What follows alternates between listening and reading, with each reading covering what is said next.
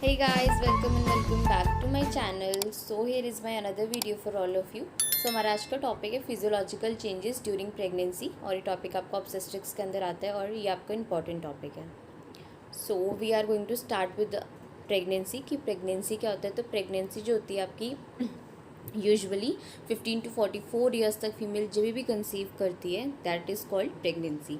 ठीक है. तो जो आपकी प्रेगनेंसी की ड्यूरेशन होती है वो LMP यानी आपके लास्ट मेंस्ट्रुअल पीरियड से 280 डेज़ तक की होती है या फिर 40 वीक्स आप बोल सकते हैं या फिर 9 मंथ एंड 7 डेज़. तो ये आपकी 3 ट्राइमेस्टर में डिवाइडेड होती है. First trimester, second and third.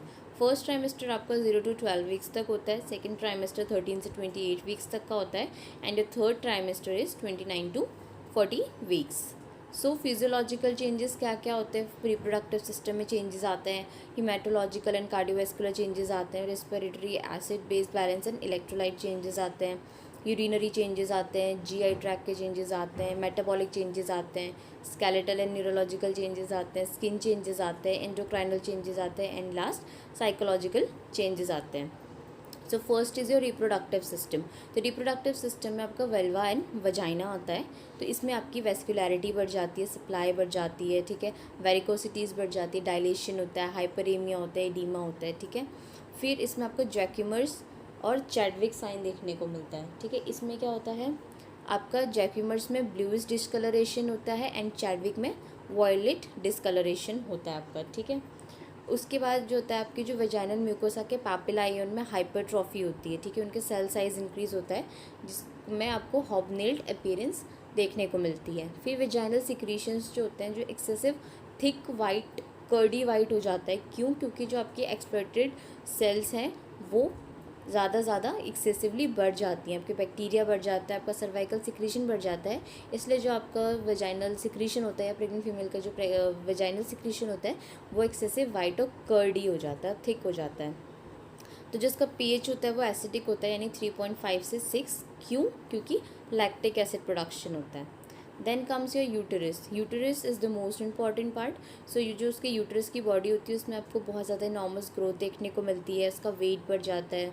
ठीक है. उसके बाद बॉडी जो होती है यूटरस की वो इनलार्ज हो जाती है, हाइपरट्रॉफी होती है, सेल्स इंक्रीमेंट होते हैं, हाइपरप्लेजिया होता है. ठीक है. मसल फाइबर जो होती हैं यूटरस की वो स्ट्रेच आउट होती हैं. तो जब कोई यूटराइन मसल अरेंजमेंट होता है वो 3 टाइप्स में होता है. पहला आउटर लेयर जो होती है वो लॉन्गिट्यूडनल फाइबर्स से बनी होती है आपकी. ठीक है. फिर जो आपका मिडल होता है वो स्पाइरल लेयर से बना है और ये थिकेस्ट और स्ट्रॉन्गेस्ट होता है. देन योर इंटरनल आपका सर्कुलर फाइबर्स से बना है. रिंग शेप्ड होती हैं उसमें आपकी जो मसल्स होती हैं. ठीक है. फाइबर्स. देन आपकी वेस्कुलैरिटी बढ़ जाती है. ठीक है. शेप में चेंजेस आते हैं. आपको ब्रैक्सटन हिक्स कॉन्ट्रैक्शन देखने को मिलते हैं. ये आपके अनप्रिडिक्टेड और स्पोरेडिक और नॉन रिदमिक आपके कॉन्ट्रैक्शन होता है. ठीक है. इसमें आपके डायलेशन नहीं होता है सर्विक्स का. तो इसकी जो इंटेंसिटी होती है 5 to 25 mmHg होती है. तो जब आपका ब्रैक्सटन हिक्स साइन होता है, आपका कॉन्ट्रैक्शन होता है, ये सडन कॉन्ट्रैक्शन होता है यूटरस का, सडन रिलैक्सेशन होता है. इससे जो आपका यूटरस होता है बेसिकली वो जब लेबर होता है उसके लिए थोड़ा थोड़ा प्रिपेयर हो रहा होता है. देन ये आपको एक टेबल आपको प्रोवाइडेड है जिसमें आपको यूटरस के चेंजेस जो हैं वो देखने को मिलते हैं कि नॉन प्रेग्नेंट में कैसे होंगे और प्रेग्नेंट में. जो साइज़ नॉन प्रेग्नेंट में होता है वो 7.5 लेंथ होती है, 5 ब्रेड्थ होती है एंड थिकनेस 2.5. बट अगर फीमेल कंसीव करती है या वो प्रेग्नेंट हो जाती है तो 35 की लेंथ, 25 ब्रेड्थ एंड 20 डेप्थ हो जाती है. वेट नॉन प्रेग्नेंट फीमेल का 50 to 70 ग्राम्स का होता है यूटरस का. बट जब फीमेल प्रेग्नेंट होती है तो 1000 ग्राम्स तक का वो इंक्रीमेंट हो जाता है. शेप जो होता है नॉन प्रेग्नेंट फीमेल्स में वो पेयर शेप्ड होता है प्रॉपर. बट प्रेगनेंसी में क्या होता है जब 8 to 12 वीक्स होता है वो थोड़ा ग्लोबुलर हो जाता है. ठीक है. फिर पायरिफॉर्म में आ जाता है 12 to 36 वीक्स में एंड उसके बाद 36 वीक्स के बाद वो स्पेरिकल शेप ले लेता है. जो पोजीशन होती है वो एंटीवर्टेड और एंटी फ्लेक्स्ड होती है जो आपके नॉन प्रेग्नेंट होती हैं. बट जो प्रेग्नेंट फीमेल्स होती है उसमें आपको डेक्स्ट्रो रोटेशन और डेक्स्ट्रो डेविएशन देखने को मिलता है. कंसिस्टेंसी नॉन प्रेगनेंसी में फर्म होती है बट जो प्रेगनेंसी होता है उसमें वो सॉफ्ट हो जाता है यूटरस. ठीक है. स्ट्रक्चर सॉलिड रहता है नॉन प्रेग्नेंट में और प्रेग्नेंट में कैपेशियस थिन वॉल्ड हो जाता है. कैपेसिटी 5 to 10 ml होती है और नॉन प्रेग्नेंट में. और जब वो प्रेगनेंसी होती है तब वो 4000 ml तक उसकी जो आपकी कैपेसिटी होती है वो बढ़ जाती है. Then comes your isthmus. Isthmus में क्या चेंजेस होते हैं इसमें आपको हेगार साइन देखने को मिलता है. हेगार साइन में क्या होता है आपका जो आपका जो लोअर यूटेराइन सेगमेंट होता है वो सॉफ्ट और कंप्रेसिबल हो जाता है 10 to 12 वीक्स में, ठीक है। आपका हैगार साइन में लोअर यूटेराइन सेगमेंट सॉफ्ट और कंप्रेसिबल हो जाता है, ठीक है। तो इसमें जो स्थिमिस होता है वो ओपन आउट हो जाता है और यूटेराइन कैविटी में जाके इनकॉर्पोरेट हो जाता है ताकि आपका लोअर यूटेराइन सेगमेंट फॉर्म कर सके, ठीक है। उसके बाद आता है सर्विक्स। सर्विक्स में आता है आपका गॉडेल साइन। गॉडेल साइन में क्या होता है, जो आपका सर्विक्स होता है उसमें सॉफ्टनिंग हो जाती है ताकि वो डायलेट हो जाए, ठीक है। तो लेंथ जो होती है सर्विक्स की वो 2.5 सेंटीमीटर होती है, वो फैमिली क्लोज्ड होता है। Then comes your fallopian tube. Fallopian tube आपके इनएक्टिव हो जाते हैं उस टाइम पे, एलोंगेट हो जाते हैं और ज़्यादा कंजस्टेड हो जाते हैं ताकि यूट्रस को वो स्पेस प्रोवाइड कर सकें। Then comes your ovaries. Ovaries में क्या होता है, ओवरीज एनलार्ज हो जाती है वेस्कुलरिटी और एडिमा की वजह से। इसमें जो कॉर्पस ल्यूटियम होता है, ठीक है, जो 2.5 सेंटीमीटर आपको देखने को मिलता है, तो ये इम्पॉर्टेंटली आपका हार्मोनल बैलेंस का काम करता है अप टू 8 वीक्स। उसके बाद जो उसका हार्मोनल बैलेंस का फंक्शन होता है वो प्लेसेंटा कैरी ऑन करता है, ठीक है। तो जब बाद में जब एससीजी डिक्लाइन होता है प्लेसेंटा से, तो जो कॉर्पस ल्यूटियम है उसका डीजेनरेशन होता है, वो yellow and white secretion type form हो जाता है। Then breast changes. ब्रेस्ट में क्या चेंजेस आते हैं, जो ब्रेस्ट है वो आपकी टेंडरनेस होती है, उसमें टिंगलिंग सेंसेशन देखने को मिलती है, ठीक है। उसके बाद जो ब्रेस्ट का साइज़ होता है वो बढ़ता रहता है, क्यों, क्योंकि जो ग्लैंड्स है वो प्लॉरिफरेट कर रही है, फैट डिपोजिशन बढ़ रहा है, ठीक है। डेलिकेट वेन्स जो होती है जस्ट बेनेथ द स्किन, जो डेलिकेट वेन्स होती हैं वो विजिबल हो जाती हैं। और जो वेट होता है ब्रेस्ट का वो 400 to 800 ग्राम तक बढ़ जाता है, ठीक है। उसके बाद जो एक्सिलरी स्पेंस होते हैं वो आपके पेनफुल हो जाते हैं, स्वेलन एंड टेंडर हो जाते हैं जब का एक्सिलरी रीजन होता है, ठीक है। उसके बाद ब्रेस्ट में एक और बात आती है कि जो आपका एरियोला और निप्पल होता है वो बहुत डार्कनिंग हो जाते हैं उसकी, ठीक है। उसके बाद आता है आपका हेमाटोलॉजिकल चेंजेस। हेमाटोलॉजिकल चेंजेस में क्या होते हैं, जो ये चेंजेस होते हैं मोस्टली सेकंड ट्राइमेस्टर में होते हैं, 32 वीक से पहले गेस्टेशन के, ठीक है। तो इसमें प्रेगनेंसी में क्या होता है, जो प्लाज्मा वॉल्यूम होता है वो इंक्रीज़ हो जाता है 40 to 50%, ठीक है। और जो आपका आरबीसी होती है उसकी वॉल्यूम भी 20 to 30% बढ़ जाती है, बट ड्यू टू डाइल्यूशन की वजह से इसमें आपका हीमोक्रेट या फिर हीमोग्लोबिन का लेवल कम हो जाता है, ठीक है। तो इसकी वजह से फिजियोलॉजिकल एनीमिया प्रेगनेंसी में देखने को मिलता है। देन इरिथ्रोपोइटिन क्या करता है, आपका आरबीसीज का प्रोडक्शन स्टिमुलेट करता है, तो ये इंक्रीज़ होता रहता है थ्रू आउट द प्रेगनेंसी। और अप्रॉक्सीमेटली जब प्रेगनेंसी लेवल जब किसी टर्म पे होता है तो उस टाइम पे वो 150% तक का इंक्रीज़ हो जाता है, ठीक है। उसके बाद जो आपके वाइट ब्लड सेल्स है वो भी ओकेजनली इंक्रीज़ करते रहते हैं। Now comes your cardiovascular changes. तो कार्डियोवेस्कुलर चेंजेस में जो आपका कार्डियक आउटपुट होता है वो 6.26 लीटर पर मिनट के हिसाब से इंक्रीज़ हो जाता है। स्ट्रोक वॉल्यूम जो होता है 75 होता है। हार्ट रेट पर मिनट 85 इंक्रीज़ हो जाता है आपका। ब्लड प्रेशर अनअफेक्टेड रहता है। सिस्टोलिक और डायस्टोलिक ब्लड प्रेशर जो होता है आपका वो ड्रॉप कर जाता है 10 to 15 mmHg फर्स्ट ट्राइमेस्टर में। उसके बाद वो अपने सेकेंड हाफ में से नॉर्मल अपने बेस लाइन पर आने लग जाता है, ठीक है। कॉमन कंप्लेंट्स क्या रहती हैं कि पैल्पिटेशंस हो रही हैं, ठीक है। जो वेन है जिसमें सप्लाई हो रही है तो वो जो पैल्पिटेशंस होती हैं वो बाहर फील होती हैं, ठीक है। एक्सरसाइज टॉलरेंस नहीं रहती कि वो कुछ हैवी वर्क नहीं कर पाती हैं, ठीक है। डिजीनेस उनको फील होती है। फिर क्या होता है, जब यूटेराइन एनलार्जमेंट होता है 20 वीक्स के बाद, तो ये क्या करता है आपकी इन्फीरियर वेना कावा को सप्रेस कर देता है या कंप्रेस कर देता है, जिसकी वजह से क्या होता है, जो हार्ट है उसमें ब्लड वापस रिटर्न नहीं जाता और वो हार्ट लोड बढ़ जाता है, ठीक है। जो हेल्दी प्रेगनेंसी के जो पेशेंट्स होते हैं जब वो सुपाइन पोजीशन में होते हैं या फिर बहुत लॉन्ग टाइम तक खड़े रहते हैं तो उनको हाइपोटेंशन देखने को मिलता है।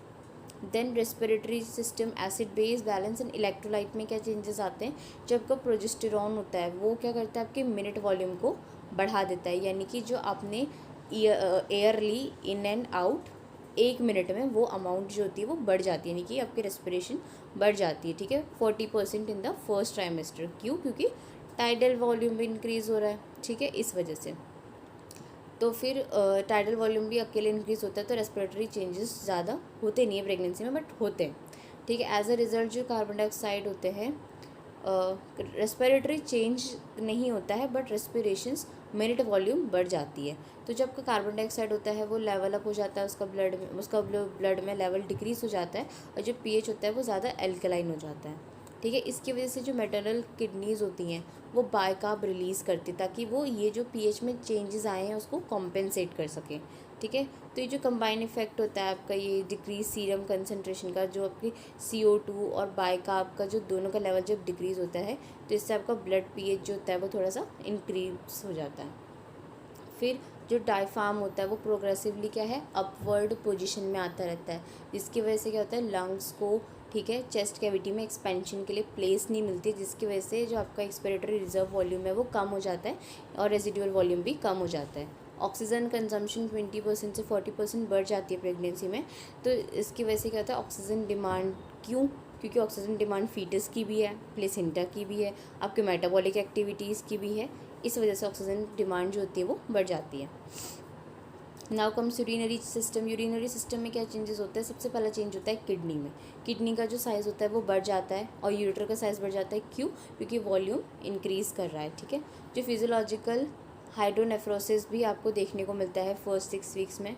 फिर जो वैसोडाइलेशन होता है, आपका इंक्रीज ब्लड फ्लो होता है किडनीज़ का, तो इसकी वजह से आपका GFR यानी ग्लोमेरुलर फिल्ट्रेशन रेट जो होता है वो इंक्रीज़ हो जाता है 50% से। ठीक है। फिर जो आपका इंक्रीज GFR होता है उसकी वजह से प्रोटीन एक्सक्रीशन बढ़ जाता है, एल्बुमिन एंड ग्लूकोज और यूरिनरी आउटपुट बढ़ जाता है। ठीक है। तो जब आपका यूरेटर है उसकी मोर्टेलिटी कम हो जाती है, उसकी वजह से क्या होता है, जो यूरिन होती है वो उसका स्टेसिस होने के ज़्यादा चांसेस होते हैं, तो यूरिनरी ट्रैक्ट इन्फेक्शन के होने के भी ज़्यादा चांसेस होते हैं, क्योंकि जब आपका यूट्रस ग्रो करता है तो वो आपकी यूरेटरस को प्रेशर आउट करता है। ठीक है। GI चेंजेस में क्या होता है, जो इंटेस्टाइनल स्टमक होता है वो अपवर्ड ऊपर की तरफ मूव कर जाते हैं, क्योंकि आपका जो फीटस होता है वो इनलार्ज हो रहा होता है। ठीक है। तो इसमें प्रोजेस्टेरॉन क्या करता है, आपका स्मूथ मसल रिलैक्सेशन करता है, जिसकी वजह से जो GI मोर्टेलिटी है वो कम हो जाती है और लोअर इसोफेजियल स्पिंजर टोन जो होती है वो कम हो जाती है। ठीक है। उसके बाद जब इंट्रागैस्ट्रिक प्रेशर बढ़ जाता है, कब, जब आपकी लोअर इसोफेजियल स्पिंजर के साथ साथ आपका इंट्रागैस्ट्रिक प्रेशर बढ़ जाता है, तो इसकी वजह से गैसो इसोफेजियल रिफ्लक्स कॉमनली देखने को मिलता है, GERD देखने को मिलता है, जो वो बोलते हैं कि जब हम खाना खा रहे हैं तो वो हमारा वापस माउथ की तरफ बैक फ्लो हो रहा है। तो ये कब होता है, जब आपका इंट्रागैस्ट्रिक प्रेशर बढ़ता है और आपका लोअर इसोफेजियल स्पिंजर जो होता है वो उसकी टोन कम हो जाती है। फिर नोज़िया वॉमिटिंग प्रेगनेंसी में बहुत कॉमनली होता है, मॉर्निंग सिकनेस बोलते हैं उसे मोस्ट कॉमनली, और ये SCG की वजह से होता है। देन कॉन्स्टिपेशन भी होता है, क्यों, क्योंकि जो आपका कॉलोन है वो आपका नैरो हो जाता है, क्योंकि जो यूट्रस जो है वो यूट्रस में बेबी जो है आपका वो ग्रो कर रहा है, तो जब वो ग्रो कर रहा है तो वो एडजेसेंट जो ऑर्गन्स है उनमें अफेक्ट करता है, प्रेशराइज करता है, इसकी वजह से कॉन्स्टिपेशन आपको देखने को मिलता है। फिर डाइटरी क्रेविंग्स होती हैं। ठीक है। Dietary as well as olfactory avoidance, ये कुछ फूड ऐसा होता है कि बहुत ज़्यादा खाने का मन करता है बट उनको अवॉइड करना है। ठीक है। फिर आपको कभी कभी ऐसा होता है कि किसी को बहुत ज़्यादा खाने का मन होता है, किसी को ऑल्फैक्टरी अवॉइडेंस होती है कि मुझे नहीं ऐसा कुछ खाने का सुन के मुझे नॉजिया सा हो रहा है, वोमिटिंग हो रही है या खाना नहीं खाना है, तो ये डाइटरी चेंजेस होते हैं। देन पीका क्या होता है, आपको यानी क्ले या आइस ऐसी कुछ चीज़ें खाने का उस टाइम पे उसकी इंटेंस क्रेविंग होती है। फिर हेमोरॉइड्स भी होते हैं कॉन्स्टिपेशन की वजह से। ठीक है। जिंजीवल डिजीज़ होती है गम्स की, क्योंकि ओरल जब क्लीनलीनेस नहीं होती है तो गम्स में जिंजिवाइटिस होने के चांसेस होते हैं। ठीक है। गम सॉफ्टनिंग होता है, एडीमा होता है, ये कॉमन प्रेगनेंसी में कॉमन फाइंडिंग्स होती हैं, haemorrhoids and the gingival. Then metabolic changes क्या होती है, जो आपकी बहुत प्रोटीन मेटाबॉलिज्म है और कार्बोहाइड्रेट मेटाबॉलिज्म दोनों अफेक्ट होते हैं। ठीक है। जो आपका एक्स्ट्रा प्रोटीन का 1 किलोग्राम है वो डिपॉजिट होता है। ठीक है। क्यों, क्योंकि हाफ जो होता है फीटस को जाता है और हाफ प्लेसेंटा को, और बाकी का हाफ जो बचा वो यूटेराइन कॉन्ट्रैक्टल प्रोटीन्स में चला जाता है, ब्रेस्ट के ग्लैंडुलर टिश्यू में जाते हैं, प्लाज्मा प्रोटीन में जाते हैं और हीमोग्लोबिन में जाते हैं। ठीक है। उसके बाद मैटरनल इंसुलिन रेजिस्टेंस की वजह से गेस्टेशनल डायबिटीज़ भी होती हैं। ठीक है। इसमें क्या होता है, आपका जो लीवर मेटाबॉलिज्म होता है वो इंक्रीज़ हो जाता है। ठीक है। इसमें ग्लूकोनियोजेनेसिस बढ़ जाता है और मैटरनल ग्लूकोज लेवल बढ़ जा रहा है, क्यों, क्योंकि इंसुलिन रेजिस्टेंस हो रहा है। बॉडी वेट एंड न्यूट्रिशन, तो प्रेग्नेंट वीमेन जो होती है उनको ज़्यादा कैलोरी इंक्रीज चाहिए होती है, 350 किलो कैलोरीज पर डे, और इंक्रीज्ड प्रोटीन चाहिए होता है 70 to 75 ग्राम्स पर डे। ठीक है। फिर आपका इंक्रीज फोलेट की रिक्वायरमेंट भी बढ़ जाती है 0.4 to 0.8 mg पर डे। ठीक है। ये न्यूरल ट्यूब डिफेक्ट को प्रिवेंट करने के लिए हेल्पफुल होता है। फिर एवरेज वेट गेन क्या होता है 9.5 टू 13.6 kg का वेट गेन देखा जाता है कॉमनली, ठीक है। फिर प्री नेटल वाइटामिन्स लेने के लिए उन्हें काफ़ी एडवाइस किया जाता है ताकि जो न्यूट्रिशनल रिक्वायरमेंट है वो जो बढ़ रही है उसको कॉम्पनसेट कर सके, ठीक है। इसमें हम ओमेगा 3 फैटी एसिड यूज़ करते हैं मोस्टली। ये मेंटल और जो विजुअल डेवलपमेंट है इन्फेंट्स का वो प्रमोट करता है। फिर हम कोलाइन सप्लीमेंटेशंस भी देते हैं, ठीक है, जो आपके मेंटल डेवलपमेंट में हेल्प करता है। Then skeletal and neurological changes, इसमें आपको क्या होता है लोअर बैक पेन होता है, लेग क्रैम्प्स होते हैं, हिप पेन होता है। फिर जब आपको पेल्विस होता है वो टिल्ट हो जाता है और बैक आर्क होता है ताकि आपको बैलेंस मिल सके, ठीक है। फिर जो फीमेल का जो फुट होता है वो हाफ साइज़ बढ़ जाता है, ठीक है, प्रेगनेंसी के टाइम पे, क्योंकि बॉडी वेट बढ़ रहा है, ठीक है, फ्लूइड रिटेंशन हो रहा है, ज़्यादा वेट गेन हो रहा है, तो जो फुट की आर्क्स होती हैं वो कम हो जाती हैं, इसकी वजह से फुट की लेंथ और विड्थ बढ़ जाती है, ठीक है। फिर जो इन्फ्लुएंसेस होती हैं यानी कि जैसे एस्ट्रोजन है, रिलैक्सिन है, तो इससे क्या होता है जो आपके सॉफ्ट टिश्यूज़ होती हैं वो रिमॉडल होने लग जाती हैं, आपके कार्टिलेज, लिगामेंट, एस्ट्रोजन और रिलैक्सिन की वजह से, ठीक है। उसके बाद जो आपके प्यूबिक सिम्फाइसिस, सैक्रोइलिएक, ये सब आपका वाइडन हो जाता है, ठीक है। फिर है स्किन चेंजेस। स्किन चेंजेस में फेस में क्या होता है कोलाजमा ग्रेविडेरम एंड मेलास्मा ग्रेविडेरम। इसमें क्या होता है आपके ब्राउनिश पैचेस आ जाते हैं स्किन में, फेस में, फॉरहेड में, आइज़ में और नेक में। एब्डोमेन में आपको लीनिया निग्रा देखने को मिलते हैं। लीनिया निग्रा में क्या होता है जो आपका लीनिया है या फिर जो मिडिल लाइन है जिपेस्टर्नम की टू सिम्फाइसिस प्यूबिस, वहाँ पे ब्राउनिश ब्लैक पिगमेंटेशन हो जाता है, ठीक है। स्ट्रेच मार्क्स और स्ट्री ग्रेविडम होता है, स्टेरिया ग्रेविडम, तो इसमें क्या होता है reddish slightly depressed streaks commonly आपको देखने को मिलती हैं स्किन में, ठीक है। एब्नॉर्मल ब्रेस्ट और एब्डोमेन, ब्रेस्ट और थाइज़ में स्ट्रेच मार्क्स देखने को मिलते हैं। फिर आता है स्ट्राई एल्बिकेंस। स्ट्राई एल्बिकेंस में क्या होता है जो आपकी प्रीवियस स्ट्राई है, ठीक है, तो वहाँ पर यानी कि जो ग्रेविडम वाली जो आपकी स्ट्रेच मार्क्स वाली स्ट्राई है वहाँ पे ग्लिस्टनिंग सिल्वरी लाइंस देखने को मिलती हैं। ये आप देख सकते हैं जो पहला वाला है ना वो आपका लीनिया निग्रा है, देखिए लीनियर एक लाइन फॉर्म हो रही है, and then second one is your स्टेरा एल्बिकेंस, ये फॉर्मेशन होता है आपका, ठीक है। उसके बाद एंडोक्राइन चेंजेस। एंडोक्राइन चेंजेस क्या होता है फीटल प्लेसेंटल यूनिट, इसमें क्या होता है जो प्रोजेस्टेरोन का लेवल होता है, एस्ट्रोजन का लेवल होता है वो बढ़ता चला जाता है, जिसकी वजह से जो हाइपोथैलेमस होता है वो सप्रेस होता चला जाता है, ठीक है, और मेंस्ट्रुअल साइकिल आपकी सप्रेस होती चली जाती है। फिर जो प्रोजेस्टेरोन होता है वो सबसे पहले कॉर्पस ल्यूटियम में प्रोडक्शन होता है उसका, उसके बाद प्लेसेंटा में सेकेंड ट्राइमेस्टर से। पैनक्रियाटिक इंसुलिन में क्या होता है जो प्लेसेंटा होता है वो ह्यूमन प्लेसेंटल लैक्टोजन HPL भी सिक्रीट करता है, इसकी वजह से मैटरनल लिपोलाइसिस होता है, फैटी एसिड मेटाबॉलिज्म होता है और मैटरनल टिश्यू सेंसिटिविटी कम हो जाती है टू इंसुलिन। पिट्यूटरी ग्लैंड में क्या फ़र्क पड़ता है जब वो प्रोलैक्टिन होता है उसका इंक्रीज प्रोडक्शन होता है, इसकी वजह से ब्रेस्ट का साइज़ इंक्रीज होता है। पैराथायराइड में क्या होता है कैल्शियम अपटेक और रीअब्जॉर्प्शन बढ़ जाता है। एड्रेनल ग्लैंड में क्या होता है कॉर्टिकोसोल प्रोडक्शन बढ़ जाता है, इसकी वजह से स्किन चेंजेस आता है। थायराइड में आपका T4 जो होता है वो बढ़ जाता है, बट फ्री T4 और T3 जो होता है वो नॉर्मल रहता है आपका। साइकोलॉजिकल चेंजेस क्या होते हैं जो फर्स्ट ट्राइमेस्टर होता है उसमें इमोशनल फ्लक्चुएशंस होती हैं, ठीक है, उसमें पॉजिटिव फीलिंग्स भी आती हैं, जैसे एक्साइटमेंट है, हैप्पीनेस है, जॉय है, but rather than negative ones जैसे कि डिसबिलीव, एंटिसिपेशन, वरी, टीयरफुलनेस होता है किसी किसी को, ये भी होता है। सेकेंड ट्राइमेस्टर में मूड फ्लक्चुएशंस कंटिन्यू रहते हैं, नेगेटिव फीलिंग्स रहती हैं उसमें कि will I be able to handle the pregnancy, या क्या चेंजेस मेरी बॉडी में आ रहे हैं वो अडेप्ट नहीं कर पाती है फीमेल, तभी चेंजेस आते हैं। फिर देन थर्ड ट्राइमेस्टर में क्या होता है नेगेटिव इमोशनल फीलिंग्स आती है, क्यों, क्योंकि डिस्कम्फर्ट बढ़ रहा है, ठीक है, बेबी का साइज़ इंक्रीज़ हो रहा है, आपके ऑर्गन्स जो है उनमें चेंजेस आ रहे हैं, तो फीमेल जो होती है उस वजह से उनमें नेगेटिव इमोशनल फीलिंग्स काफ़ी कॉमनली देखने को मिलती है और प्रोमिनेंट सिम्टम्स होते हैं। So thank you so much guys, hope you all like my video and found it useful, so don't forget to like, subscribe and share my channel. Thank you guys, keep supporting.